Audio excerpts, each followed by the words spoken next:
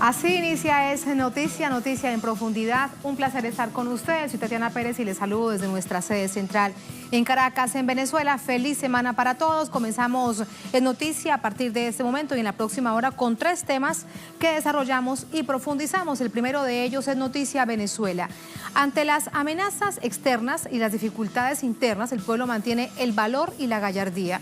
Y mientras que el Ejecutivo anuncia planes de recuperación paulatino de servicios básicos, la oposición llama a una intervención militar extranjera. Son hechos que analizamos aquí en Es Noticia.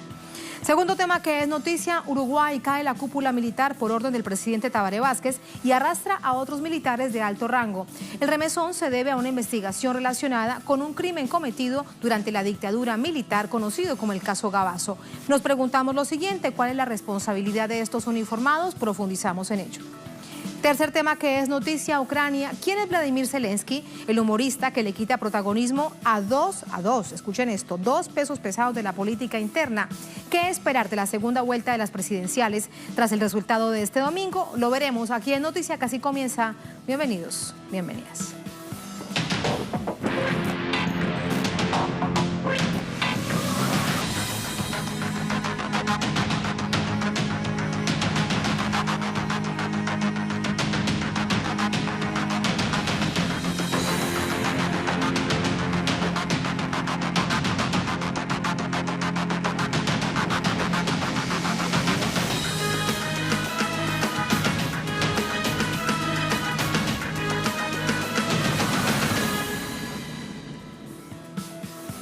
En Noticia Venezuela, el pueblo demuestra una vez más su capacidad organizativa para hacer frente a las fallas del servicio básico como consecuencia de los ataques al sistema eléctrico nacional.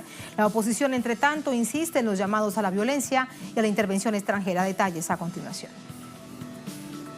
El gobierno venezolano desplegó camiones cisternas y dispuso puntos provisionales de llenado en las distintas parroquias de la capital para garantizar el abastecimiento de agua potable mientras se recupera el servicio de suministro del vital líquido proveniente de los embalses. Ante la contingencia presentada por los ataques al sistema eléctrico nacional en días pasados, los ciudadanos mantuvieron la calma y demostraron su capacidad organizativa para adquirir agua. Algunos focos de protesta que se generaron fueron disipados por los mismos ciudadanos. No es con un comportamiento de guarimbas como vamos a resolver el asunto que nos afecta a todos. Se les hizo entrar en razón de cuáles son las causas por las que estamos pasando por esta eventualidad y bueno, afortunadamente el problema que ellos reclamaban, que era el agua, ya se les explicó, ya se les llevó una cisterna.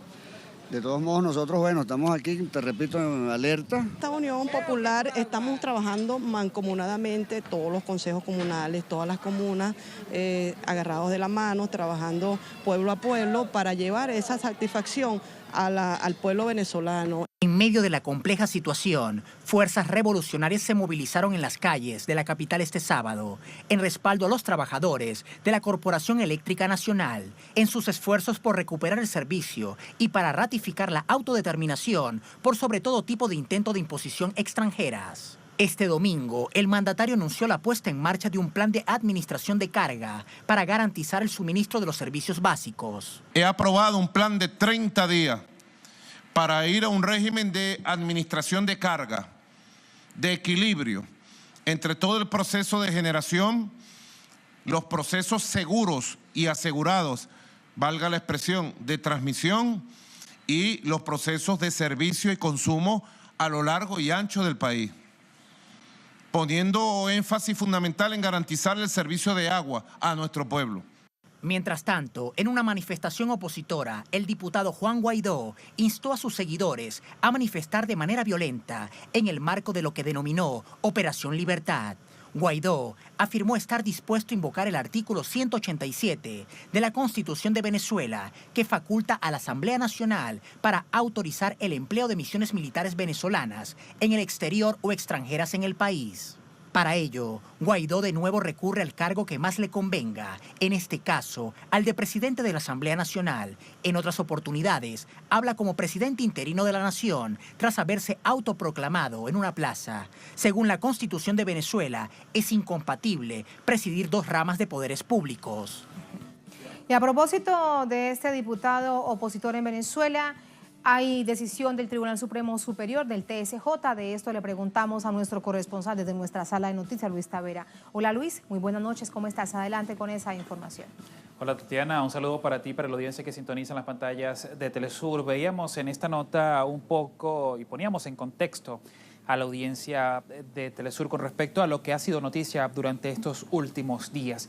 Planes de contingencia para ayudar a todos los ciudadanos ante estas consecuencias negativas que han dejado estos sabotajes eléctricos. Hemos visto además este plan en desarrollo por parte de actores de oposición venezolana, quienes insisten en llevar discursos intervencionistas y también apoyar a estas intenciones de la administración de Donald Trump de poder crear un escenario para una intervención militar. Son partes de los delitos constitucionales que se han conocido que ha cometido el diputado Juan Guaidó. Ante esto, el Tribunal Supremo de Justicia ya se había pronunciado y había anunciado unas medidas cautelares en contra de este diputado autoproclamado presidente, que entre varias características tenía, una de las medidas era la prohibición de salida del país y además este cese de actos de injerencia desde otras naciones. Sin embargo, hoy, Tatiana, el Tribunal Supremo de Justicia, el TSJ de Venezuela, anunciaba que se continuaban cometiendo estos delitos constitucionales y además la violación de estas cláusulas que había anunciado ya este Poder Supremo. Es por eso que el magistrado del TSJ se pronunciaba y anunciaba nuevas medidas en contra del diputado Juan Guaidó. Vamos a escuchar. Se ordena remitir copia certificada de la presente decisión al presidente de la Asamblea Nacional Constituyente a los fines del allanamiento a la inmunidad parlamentaria del referido ciudadano Juan Gerardo Antonio Guaidó Márquez, titular de la cédula de identidad número 16.726.086, en su condición de diputado a la Asamblea Nacional por el Estado Vargas. Lo que alerta el presidente Nicolás Maduro, Tatiana, es esta llamada Operación Libertad, que consta de unos componentes que ya se han evidenciado desde las calles. Sin embargo, son más los venezolanos que nosotros, a través de estos recorridos que hacemos diariamente por varias partes de Caracas, son más los venezolanos que piden paz. Los venezolanos dicen que no es a través de la violencia que se pueden solucionar estas circunstancias que enfrenta Venezuela. Además, se ha conocido estas pruebas que vinculan directamente a actores de la oposición, quienes protagonizan estos planes de terrorismo en contra de la tranquilidad de todos los ciudadanos. El presidente Nicolás Maduro anunciaba más hoy, Tatiana. Decía que esta semana se seguirá recuperando toda la normalidad y las actividades cotidianas de los ciudadanos con el arranque de los días escolares a partir de este miércoles. Pero con respecto a estos trabajos de mantenimiento, a estos trabajos de labores, a estas labores que se hacen para recuperar el sistema eléctrico nacional, decía que se está avanzando y cada vez se evidencia más estos avances que tienen a través de la Corporación Nacional de Electricidad. Tatiana, día de noticias en Venezuela, se esperan más anuncios por parte del gobierno venezolano. Nosotros, por supuesto, estaremos muy atentos para seguir actualizando la información. A través de ti, a través del equipo periodístico de nuestra corresponsalía en Caracas. Gracias, Luis. Buenas noches. Buenas noches. Muy buenas noches. Así vamos a entrar con el análisis. Para ello nos acompaña Eduardo Beltrán. Él es psicólogo social mexicano por la Universidad Metropolitana, investigador, documentalista independiente. Eduardo, ¿cómo estás? ¿Qué tal? Un gusto. Bienvenido a Noticias de Telesur. ¿Cómo te va? Muchas gracias. Muy bien, muchas gracias. Quiero preguntarte tu visión como psicólogo social, sí, de lo que hemos visto en los últimos días, para comenzar por allí el análisis, si te parece. Sí. Y es que ante llamados, ante el intento del caos, ante la generación de ciertos momentos de violencia, vemos a una población, a una sociedad venezolana muy tranquila, sí, y muy centrada en su vida cotidiana. ¿Cómo, desde la psicología social, entender este comportamiento? Bueno, en primer lugar, entender que, desde mi punto de vista, lo que ocurre en Venezuela es un espectro doble en el sentido de la coyuntura entre oposición y el gobierno venezolano. Por un lado, me parece que el despliegue efectivo de la política que lleva a cabo el gobierno de Nicolás Maduro ha hecho unos esfuerzos formidables por mantener la normalidad dentro del país. Y por el otro lado, tenemos el despliegue, el intento de generar caos de la oposición. Pero este intento se distingue de la política. Se trataría entonces de un aspecto de psicología política. Esta psicología política tiene ciertas claves. Es una psicología política de tipo neofascista, que insiste en el misticismo, en obnubilar la capacidad de la gente, de su sentido común, de generar un proceso organizativo, un aclararse las cosas. Entonces, esa es una distinción básica que tenemos que hacer, ¿sí? El problema radicaría en que el sentido común, me parece desde mi punto de vista, que está muy claro en que esto está ocurriendo. Ha aprendido a lo largo de los años que la oposición venezolana no tiene una propuesta política clara para gestionar los problemas que se dan dentro de Venezuela. Entonces ha optado por realizar de forma autónoma su vida cotidiana. Incluso la gente que está no a favor del gobierno ha tenido esta tendencia comportacional, ¿sí? Porque sabe que no tienen una propuesta política efectiva que pueda mitigar los supuestos problemas provocados por el gobierno.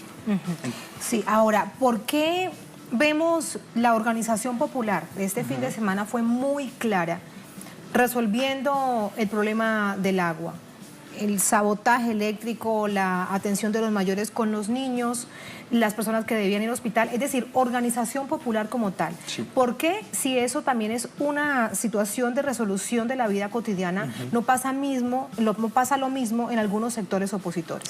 Bueno, hay diferentes aristas. La primera y la más formidable, me parece, es que en Venezuela se ha estado gestando durante todo el siglo XXI una democracia popular muy efectiva, en donde el cuerpo unitario del país camina en torno a la democracia, a la justicia, al reconocimiento, ¿no?, de la gran necesidad de las clases populares.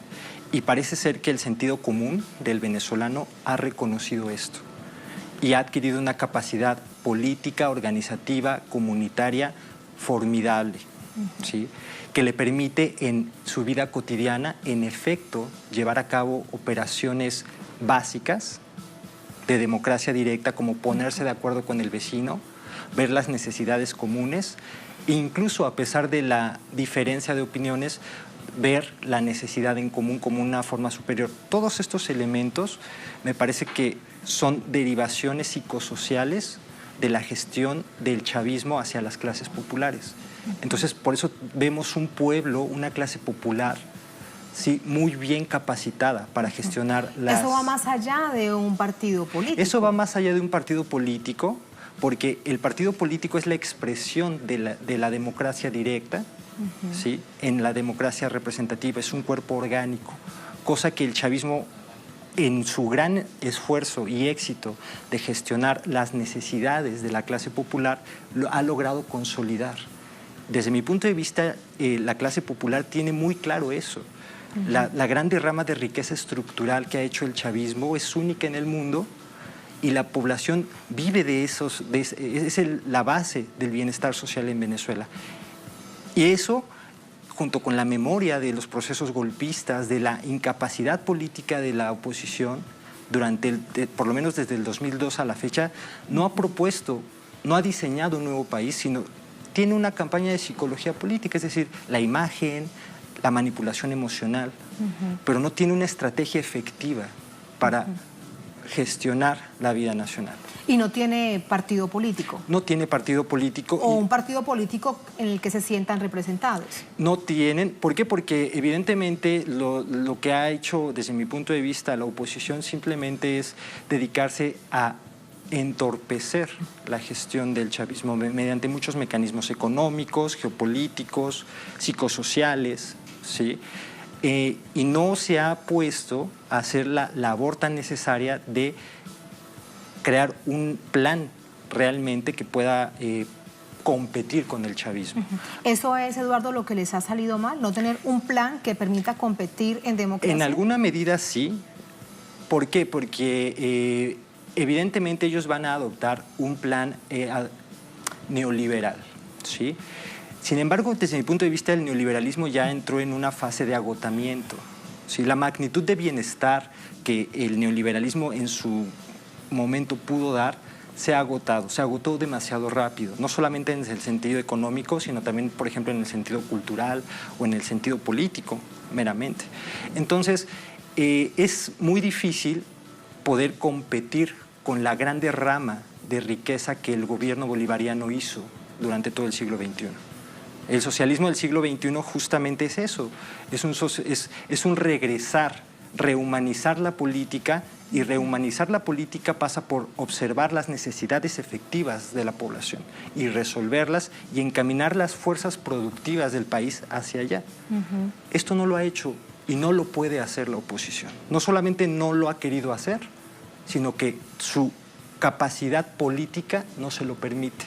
Por eso es que quien encabeza el golpe de Estado, hoy de nuevo el presidente Maduro decía, hay un golpe de Estado en desarrollo. Quien encabeza ese golpe de Estado no está adentro, sino afuera de Venezuela. Está afuera de Venezuela, desde luego, porque en Venezuela se están jugando enclaves muy importantes para todo el desarrollo del capitalismo. Es decir, el ataque a Venezuela no es simplemente por su riqueza petrolera como una forma rentista, sino también es porque en la época del neoliberalismo, es decir, del capital especulativo, del capital comercial, se ha agotado, ¿sí? La geopolítica le ha demostrado al gobierno de Estados Unidos que es el capital industrial y la llamada civilización petrolera la que puede generar realmente un capitalismo formidable, como el que veíamos, por ejemplo, en el keynesianismo. Entonces, en Venezuela se están jugando unas enclaves que básicamente marcarán la próxima tendencia de la posibilidad del capitalismo para renovarse. Ese es el desafío. Ese es el desafío. Y entonces, evidentemente, la oposición simplemente toma oportunistamente esta ola, que no simplemente es una ola política nacional o geopolítica, ya estamos hablando de una ola de orden civilizatorio, porque es evidentemente que el problema del despliegue, por ejemplo, de todo el siglo XX del capitalismo, como un capitalismo industrial, ha traído problemas muy graves, no solamente a ciertas regiones del planeta, sino todo el metabolismo del planeta, por ejemplo, en el problema ambiental, se ha visto terriblemente afectado, pero también la política, pero también la cultura, ¿sí? Entonces, se trata de una competencia muy compleja, tienen claves muy complejas, pero parece ser que la batalla del principio de siglo es Venezuela. ¿Por qué? Porque Venezuela marca una real contratendencia a lo que viene desplegándose en el mercado mundial, en la geopolítica. Sí. Por eso vemos que este discurso que ha estado tan marcado en siglo XX y siglo XXI, cuando se intenta derrocar gobiernos por la democracia, por la libertad, también empieza, parece que, a perder fuerza en medio incluso de la misma oposición venezolana. Así es, porque justamente yo te comento, yo pienso que la política es inherente también a la economía. Es decir, la política, que es el despliegue racional de la democracia y la libertad y su gestión, solamente se lo puede hacer mediante la gestión de las necesidades, y esto lo hace la economía. Entonces, cuando una política no tiene una coherencia económica hacia el desarrollo y el bienestar, que es lo que permitirían el despliegue de la democracia, es imposible que puedan ser efectivos. Entonces, justamente ahí entra la psicopolítica, que es la manipulación emocional, representacional, la desmemoria, el no recuerdo, ¿sí?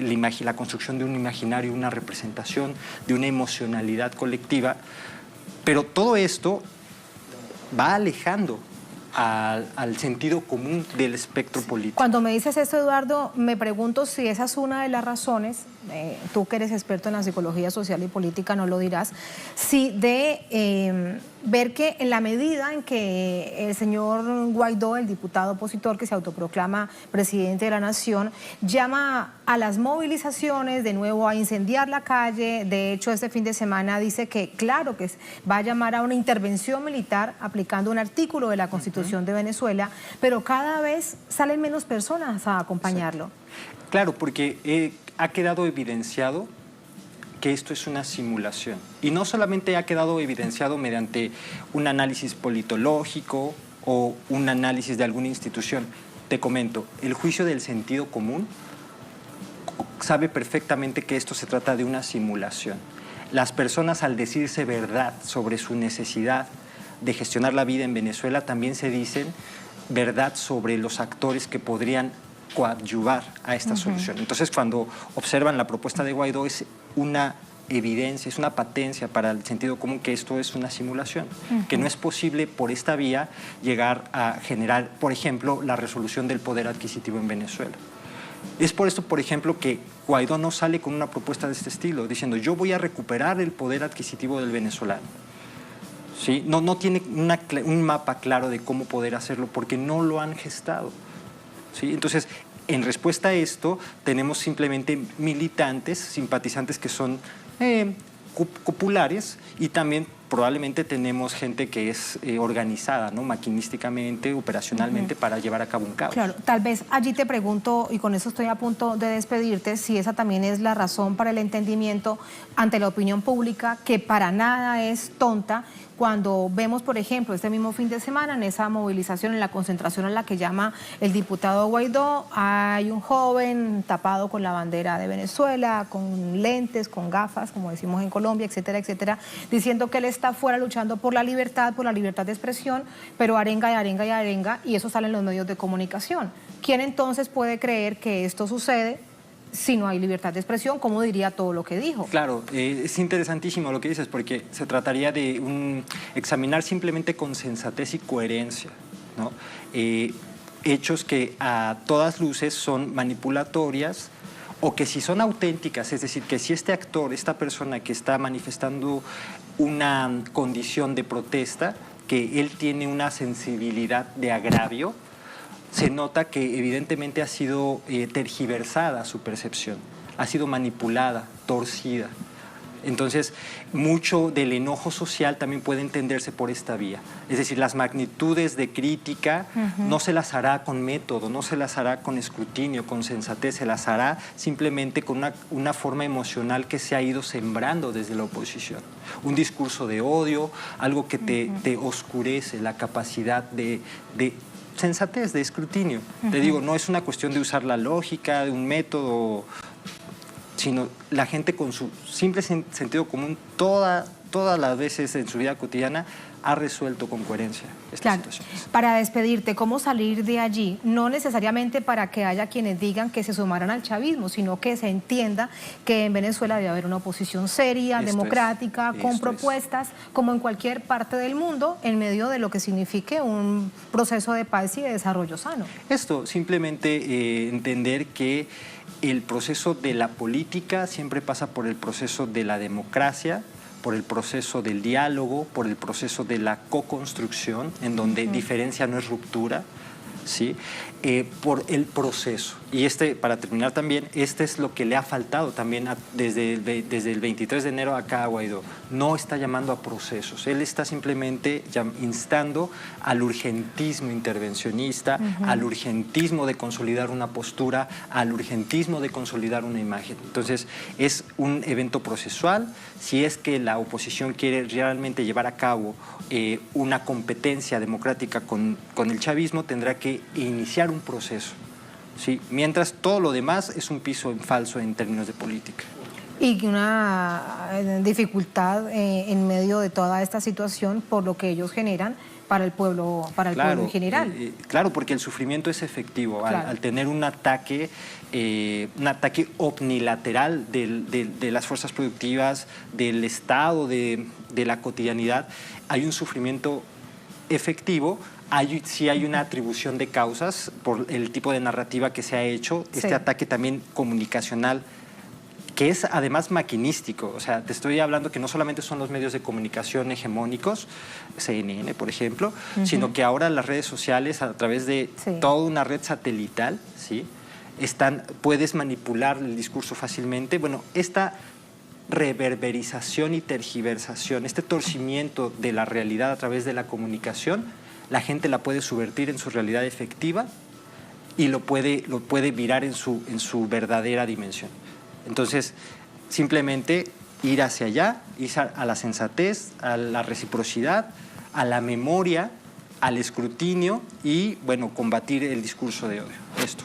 Muchísimas gracias. Con esa reflexión te despido. Eduardo, un placer. Muchísimas gracias. Muchas gracias. Así nos vamos a la primera pausa en esta emisión de Es Noticia. Al volver en Noticia Uruguay, cae la cúpula militar por orden del presidente Tabaré Vázquez y arrastra a otros militares, a 3 para ser exactos, de alto rango.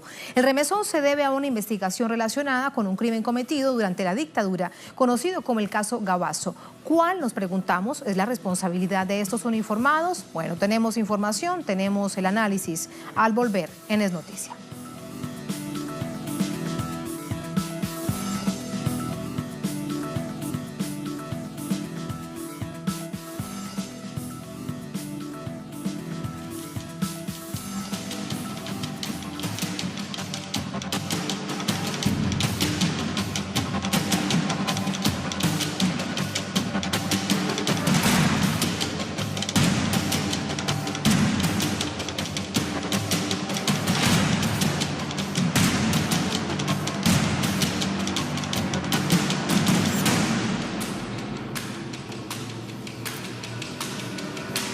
En Noticia Uruguay, este jueves el presidente de la Nación, Tabaré Vázquez, destituyó a la cúpula militar. Los altos mandos formaban parte del Tribunal de Honor Militar que ocultó un execrable caso de violación de derechos humanos durante la dictadura militar. Detalles a continuación. El presidente Tabaré Vázquez destituyó al ministro de Defensa, Jorge Meléndez, y a su subsecretario Daniel Montiel. Junto a ellos, también fueron cesados de sus cargos los integrantes del Tribunal de Honor Militar, del cual formaba parte el recién designado jefe de la Fuerza Armada Nacional, José González. Esta cúpula integraba el tribunal que juzgó a los exoficiales José Gabazo, Jorge Silveira y Luis Maurente, conocidos represores durante la dictadura militar de 1973. Las destituciones se presentaron tras ser publicadas las actas con las declaraciones de José Niño Gabazo, donde reconoce haber arrojado al Río Negro el cuerpo de Roberto Gomenzoro, tupamaro desaparecido durante las revueltas de marzo, en medio del estallido de la dictadura del 73. Tales confesiones fueron presuntamente omitidas durante la investigación que enfrentaba casos de violación de derechos humanos y de delitos de lesa humanidad contra cientos de víctimas. Los presentes ante las acciones no advirtieron a la justicia sobre el asesinato. Por ello, tanto el caso Gabazo como las actuaciones del Tribunal de Honor Militar han sido elevados a la Fiscalía de Flagrancia y a la Especializada de Crímenes de Lesa Humanidad, donde además se ven involucradas las investigaciones de otras desapariciones forzadas en torno a los operativos militares llamados Segundo Vuelo.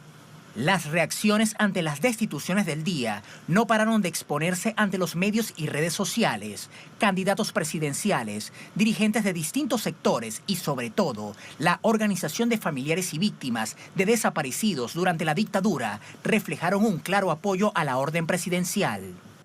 Seguimos sumando información con nuestro corresponsal en Montevideo, Mateo Grillé. Mateo, el detalle, quiero preguntarte las reacciones políticas en el país tras esta decisión del presidente Tabaré Vázquez. Buenas noches.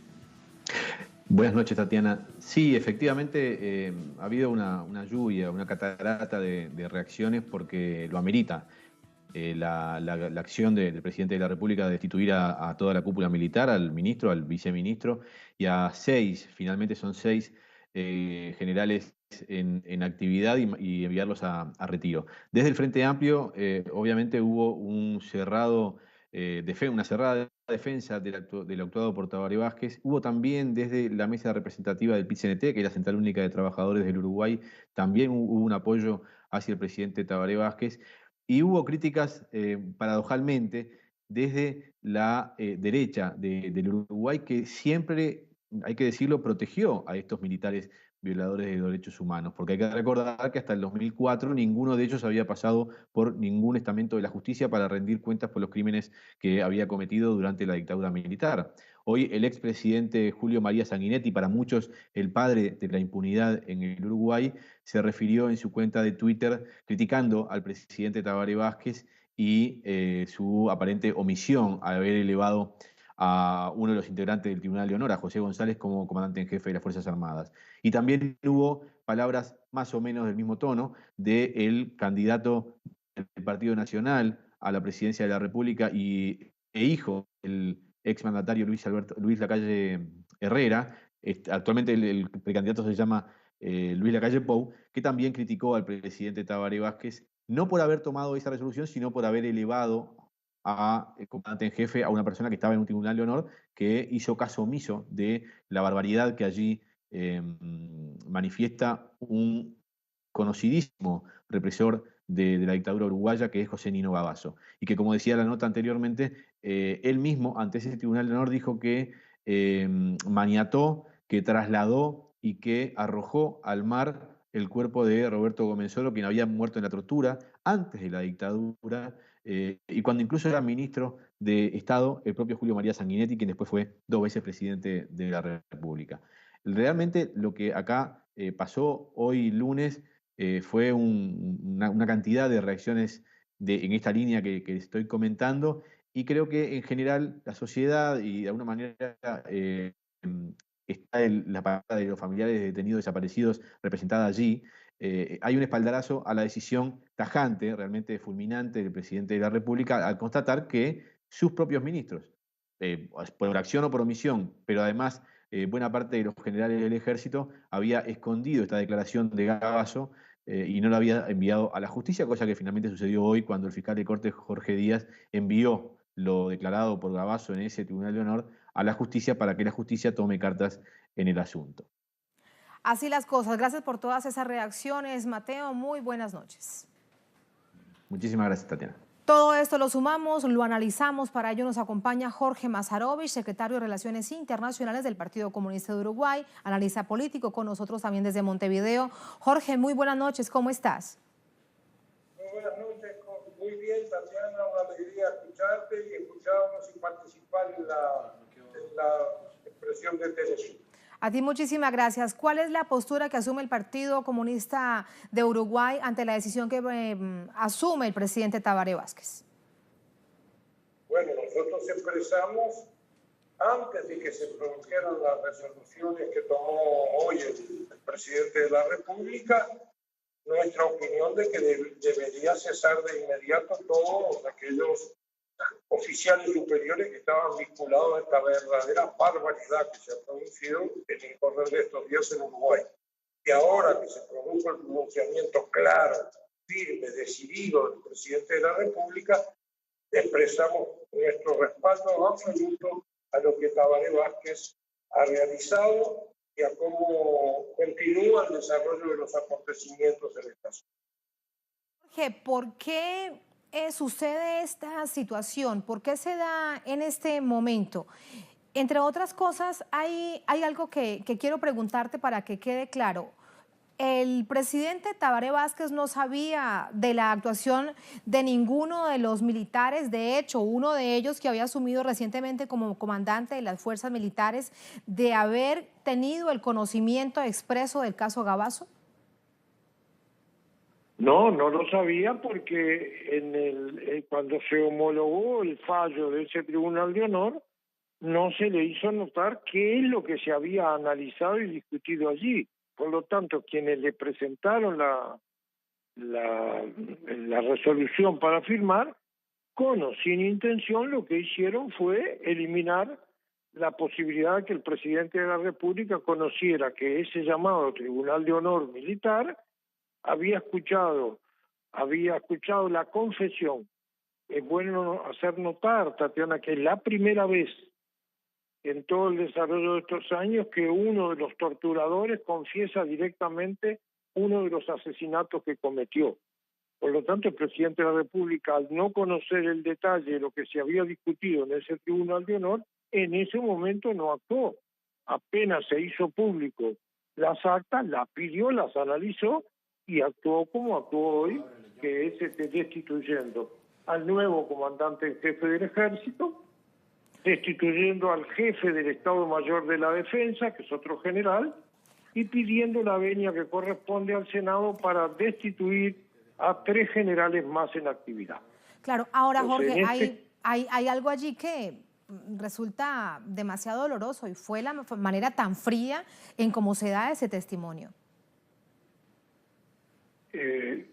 Yo no comprendí muy bien, no escuché muy bien la pregunta. Sí, Tatiana, sí, pero... es una reflexión que quiero pedirte, porque cuando leemos el testimonio donde se asume esa declaración sobre la desaparición de esta persona es muy frío en cómo se dice.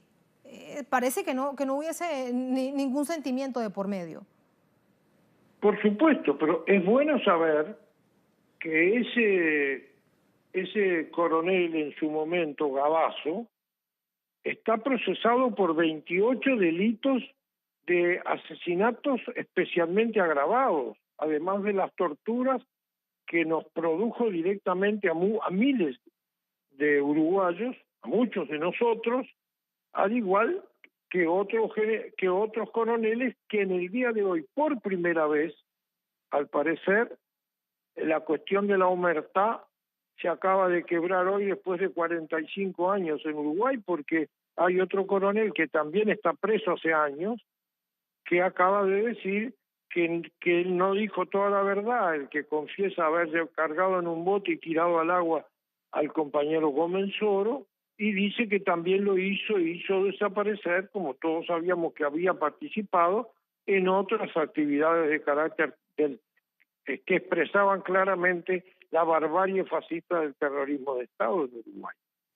Esos son parte de los que ya están presos hace años. Ahora, de cualquier manera, creo que está sobre la mesa la necesidad de continuar en la investigación rigurosa, porque hay denuncias de cada uno de los lugares, porque ellos no nos lograron amedrentar a los uruguayos, a nuestro pueblo, a los trabajadores, a la empleada, a otros sectores democráticos, tampoco a los presos, que hemos denunciado las condiciones que sucedieron, y a los familiares de desaparecidos y asesinados que continúan con la lucha por verdad y justicia durante todas estas décadas. ¿Crees entonces que este será un nuevo camino en medio de una situación tan triste, verlo tal vez desde esa perspectiva jurídica en positivo, de verdad, de justicia, sobre todo de saber exactamente qué pasó y dónde están los desaparecidos? Bueno, esto sería una prioridad absoluta, lo es para nosotros desde siempre. Jamás hemos abandonado la lucha por verdad y justicia, jamás la abandonaremos, y hay que tener presente que es un momento en el cual aquellos que dudaban, a los que incluso se le han dado garantías, me refiero a los que no están presos y eran jefes de los diversos aparatos de inteligencia de la dictadura y de tortura, es hora de que puedan expresar allí qué ha sucedido con los desaparecidos. Es un momento realmente oportuno. Y a su vez es bueno saber que las organizaciones sindicales, estudiantiles, sociales y todo el Frente Amplio entero y algunos otros sectores políticos democráticos estamos llamando en estas horas al respaldo absoluto a las resoluciones de la presidencia y a la movilización, la información y la movilización necesaria en estas obras. Esto no quiere decir que el Uruguay esté en un cuadro de crisis, pero el problema también es que hay que unir esto a la ofensiva del imperialismo norteamericano en nuestro continente, que ustedes sufren directamente. Hay que unirlo además a la presencia de ese presidente fascista que es Jair Bolsonaro en Brasil, que ayer estuvo celebrando el golpe de Estado de 1964, y son vecinos nuestros. El pueblo uruguayo el pueblo brasilero son vecinos y hermanos nuestros. El pueblo argentino también es vecino y hermano nuestro, pero quienes los presiden no. Claro, hay que verlo también en todo este contexto latinoamericano. Y a propósito de ello, desde fuera del Uruguay, se ha tenido una visión que ha intentado imponerse, por supuesto, a través de algunos medios corporativos, y es que los uruguayos no quieren conocer de esa verdad, que era mejor poner tierra, que esto se quedara así, y lo que vemos pues resulta ser todo lo contrario. Hay un gran deseo, y no solamente por las organizaciones de las víctimas de la dictadura, por las organizaciones de derechos humanos, sino por una población en general. ¿Cuál es tu visión de ello? Mi visión es que la inmensa mayoría de los uruguayos nos pronunciamos por verdad y justicia, sin la cual la afirmación democrática es muy difícil concretarla, porque verdad y justicia no supone venganza, supone exactamente eso, La venganza es un sentimiento mezquino que no resuelve el problema de los pueblos. El problema de fondo es verdad y justicia para que los hechos terribles que se sucedieron nunca más se vuelvan a repetir. Entonces aquí hay una gran mayoría de nuestro pueblo que está a favor de que estos temas se aclaren. Ahora, claro, uno se encuentra con que en la derecha tú tienes dos expresidentes del Uruguay posteriores a la dictadura, que las afirmaciones que han hecho siempre es que desaparecidos no había en el Uruguay. Ahora ya no se animan a decir eso porque está el detalle de más de 200 compañeros y compañeras desaparecidos. También decía que las torturas, bueno, habría que ver. No, está todo documentado, dónde fueron, quién las hicieron, quiénes las hicieron, en qué lugares. Algunos de ellos instalaciones militares o policiales y otros casas clandestinas en los que se torturaba a la gente. Sí, pero ahora lo que hacen es recriminar al presidente por haber nombrado a un comandante del ejército que ya esté involucrado en el caso, es decir, culpando de alguna manera o involucrarlo en esta situación, seguramente una decisión política que tendrá mucho que ver con el futuro electoral del país. De allí entonces también preguntarte cómo queda esta situación internamente en la tensión política de la nación entre los partidos opositores al presidente Tabaré Vázquez y el Frente Amplio y quien los apoya. Bueno, en mi opinión, las decisiones absolutamente claras, fundamentadas y firmes del presidente de la República no hacen más que consolidar el proceso democrático en el Uruguay. Y es imposible pensar en una nueva victoria de la izquierda sin la consolidación y el avance en democracia. Nosotros no estamos planteando otro camino que no sea ese, por eso respaldamos totalmente lo hecho por el presidente, y si a sectores de la derecha que están confabulados con vaya a saber quién, para regar por el mundo y por el Uruguay con mucho dinero, muchísimo dinero, una cantidad de mentiras sobre estos temas y que viven hablando de que no hay que mirar más para atrás. No, sin una aclaración del pasado, sin un presente de firmeza y de unidad democrática, nuestro país no tiene futuro.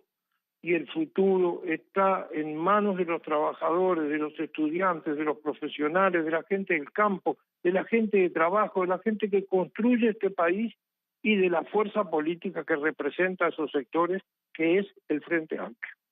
Me queda algo por preguntarte, Jorge, ¿qué pasará, cómo se deberá reconfigurar esos tribunales del honor militares? Porque mira lo que ha pasado.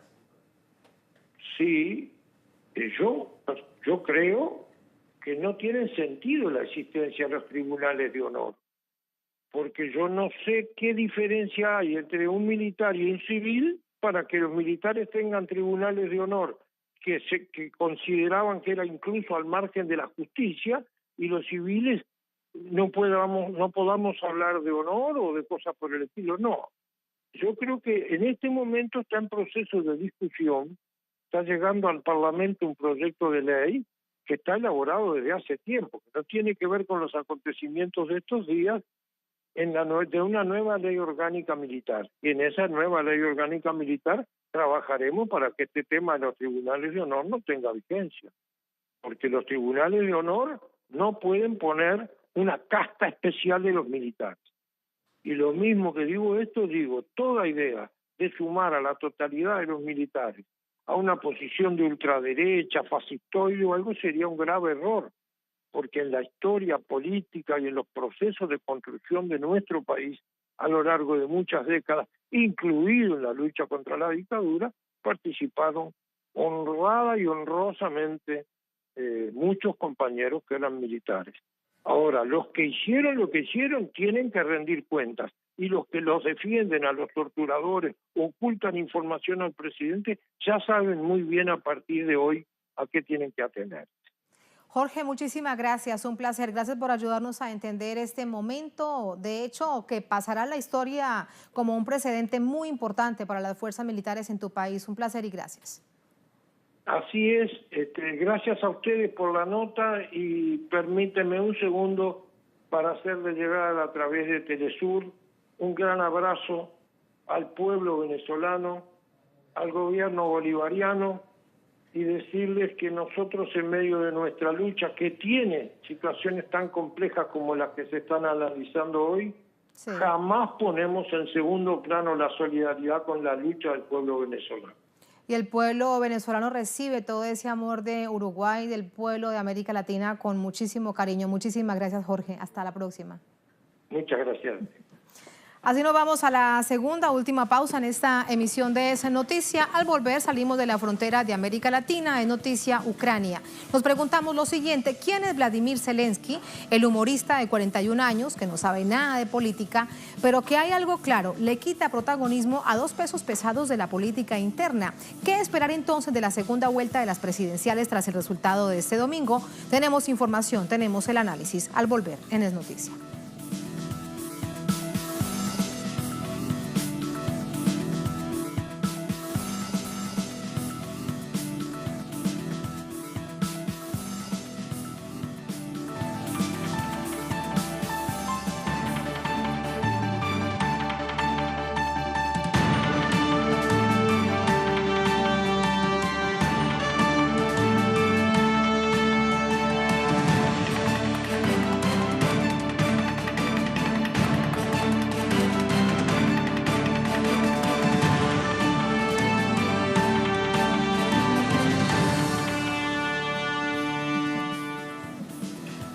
En Noticia Ucrania, este lunes el país político asumía con sorpresa el resultado de las elecciones de la primera vuelta presidencial de este domingo, mientras que las encuestas atinaron y las autoridades comiciales revelaron que un 65% del padrón fue a las urnas.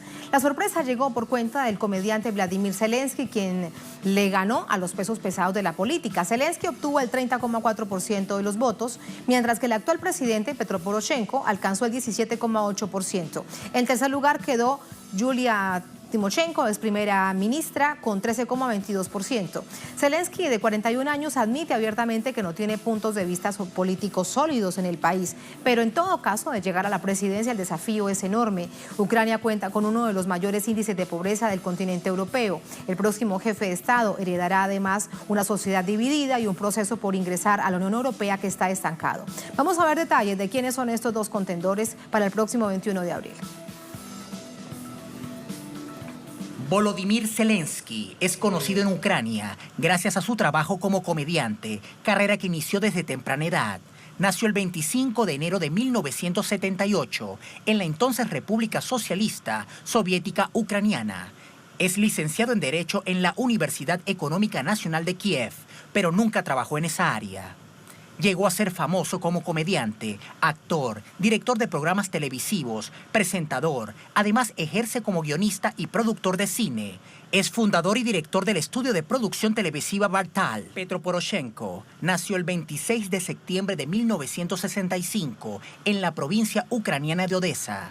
En 1989 se graduó por la Facultad de Relaciones Internacionales de la Universidad Shevchenko de Kiev. Fue en 2003 cuando instituyó el Canal 5, el primer canal noticioso de la televisión de Ucrania. En 2004 actuó como uno de los allegados más cercanos a Víctor Yushchenko durante la denominada Revolución Naranja, basada en los preceptos para la desestabilización y derrocamientos de gobiernos. El 9 de octubre de 2009 fue nombrado ministro de Asuntos Exteriores de Ucrania. Y el 23 de marzo de 2012, por un decreto del presidente de Ucrania, Víctor Yanukovych, fue designado ministro de Desarrollo Económico y Comercio. El 25 de mayo de 2014 fue elegido presidente de Ucrania con el 54,7% de los votos. Poroshenko figuró en el sexto renglón en el ranking 100 ucranianos más ricos, presentada por la revista ucraniana Novoe Vremya. Según sus datos, la fortuna del líder ucraniano aumentó el 10% en comparación con 2017 y excedió los $1.000 millones. Ahí están los contendores para la segunda vuelta presidencial. Vamos a hacer el análisis político de este proceso. Para ello nos acompaña el doctor Adalberto Santana. Él es analista internacional, investigador de la Universidad Nacional Autónoma de México, con nosotros desde el DF. Doctor Santana, ¿cómo está? Buenas noches. ¿Qué tal? Buenas noches, ¿cómo le va? ¿Cómo ve? Muchas gracias, primero lo saludo de nuevo y preguntarle cómo ve usted esta sorpresa que da el humorista de 41 años, abiertamente dice no sé nada de política, no tengo una postura clara sobre asuntos políticos fundamentales para el país, pero gana y con qué ventaja en la primera vuelta de las presidenciales. Evidentemente no obtiene el 50%, pero va de primero con ventaja del presidente Poroshenko. Sí, bueno, era de preverse que dieran estos resultados. Por un lado, porque la baja credibilidad que tienen los políticos tradicionales en Ucrania, pues hizo reflejar esta situación, particularmente el actual presidente Petro Poroshenko, quien ya en las encuestas pues se estimaba que iba a alcanzar una baja votación y en efecto así fue, alcanzó solamente cerca del 18%, menos del 18%, para ser exactos, el 17,8% de la votación. Mientras que este candidato menos conocido en los ámbitos políticos, aunque en los ámbitos mediáticos era mucho más reconocido, pues alcanza el 30,4% de la votación de la población ucraniana, en los cuales también hay que reconocer que no pudo votar toda la población, particularmente la que estaba fuera del país y especialmente la que estaba en los países de Crimea, por ejemplo, o de la llamada Autorrepública de Donetsk, por ejemplo, ¿no? O los que viven en Rusia, lo cual, bueno, también se ha hablado de que esta votación no tuvo el consenso mayoritario de toda la población ucraniana y ahí también algunos sectores hablan de un fraude, ¿no? Por otro lado, también hay una tercera candidata de los cerca de 36 candidatos que participaron en todo el proceso. Este otro candidato, Julia Timoshenko, sí alcanzó tan solo el 14,2% de la votación, es decir, hubo una votación cerrada entre el segundo y el tercer lugar. Van a ir a una segunda ronda para el 21 de abril y ahí veremos entonces qué ocurre. Seguramente habrá una serie de alianzas. Tratará Poroshenko, el actual presidente de Ucrania, de revertir esa situación, pero va a depender de los otros partidos, de los otros candidatos en esa posibilidad de alianzas que puedan establecerse. Doctor Santana, hablemos sobre Vladimir Zelensky. Es una figura producto del mercadeo que surge a través de redes sociales, digamos, que sale del programa humorístico a la conformación de su construcción como perfil político de esta mirada, o es definitivamente una reacción del pueblo a todo lo que le ha salido mal a este gobierno del presidente Petro Poroshenko, con cosas tan estancadas como precisamente la situación de entrar o no ingresar a la Unión Europea, que vemos una sociedad dividida, también la situación tan compleja del Donbass, donde vemos que permanentemente hay denuncias de violación de derechos humanos por parte de Ucrania? Sí, yo creo que es una combinación de elementos. Por un lado, decíamos, la baja credibilidad en el gobierno de Poroshenko ha generado una guerra, particularmente por el conflicto en Ucrania, que lo lleva a un enfrentamiento con Rusia, donde han fallecido cerca de 10,000 personas, y esto ha generado pues un repudio hacia su gobierno. También el enriquecimiento de este mandatario en tan corto tiempo ha sido otro de los elementos que ha contribuido a su derrota en esta primera vuelta electoral. Y de igual manera, bueno, la poca credibilidad en general que hay para los políticos tradicionales de los partidos políticos y la emergencia entonces de nuevos actores. Y en particular, bueno, se da el caso de Zelensky, de Vladimir Zelensky, que aparece como un candidato nuevo de 41 años, conocido, decíamos, popularmente por los medios de comunicación, que también juega un papel bastante creíble, pero sobre todo porque no es una figura tradicional y como puede ser una mediación entre, por ejemplo, lo que significa hoy Ucrania y la negociación que puede establecerse con Rusia, donde una parte de Ucrania, o lo que era de Ucrania, como es allá la región de Donetsk, por ejemplo, o de la península de Crimea, pues se adhieren mucho más a la órbita de Rusia, incluso Donetsk y otras de sus repúblicas de los países del Donbass, pues piden su incorporación a Rusia, lo cual también Rusia ha sido precavido en ese sentido. Y entonces Vladimir Zelensky puede ser una carta en la cual, bueno, puede encontrar una negociación con Rusia, pero también un acercamiento con la Unión Europea, cosa que Poroshenko no pudo finalmente materializar, ni así mismo como Julia Timoshenko, el tercer candidato que quedó en esa elección, más los 36 que tuvieron menor votación. Había un candidato ruso también, prorruso, pero que alcanzó apenas el 9%. De tal manera que entonces se va a definir esta política de alianzas, pero no creo que Poroshenko logre equiparar la misma votación que Zelensky. Pienso que la tendencia es que se incremente y que rebase precisamente de nueva cuenta a Poroshenko en las próximas elecciones del 21 de abril. Exactamente, doctor Santana, ese sin duda que es el asunto clave. ¿Cómo se reconfigura ahora entonces el mapa político, las fuerzas políticas? Sobre todo con un hecho, y de allí con esta pregunta lo quiero despedir. Un personaje que en este momento resulta tan enigmático, porque si se le pregunta a la gente en general en Europa, ¿Zelensky es prorruso o es proeuropeo? ¿Qué pasará con el Donbass? ¿Qué pasará con Crimea? ¿Cuál es su política económica? ¿Qué pasará con el 12% de desempleo? Es decir, con los problemas estructurales del país, para eso no hay respuesta. Por eso de ahí que muchos se pregunten, ¿será fácilmente manipulable? ¿Quiénes lo acompañarán? ¿Cómo se reconfigurará ese mapa político de aquí al 21 de abril?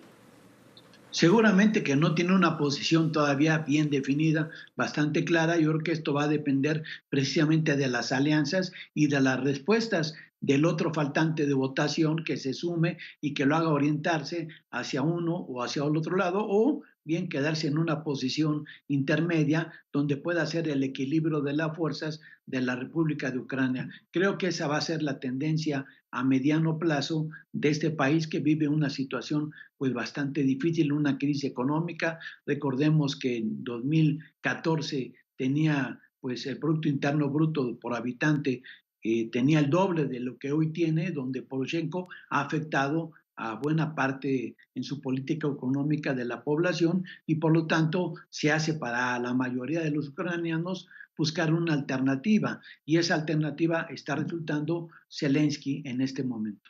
Doctor Santana, muchísimas gracias por ese análisis. Muy buenas noches. Muchas gracias a usted. Gracias a usted. Gracias también a todos ustedes por habernos acompañado. Así ponemos punto final a esta emisión de Noticias. Cerramos nuestra pantalla tradicional. Nos quedamos en redes sociales.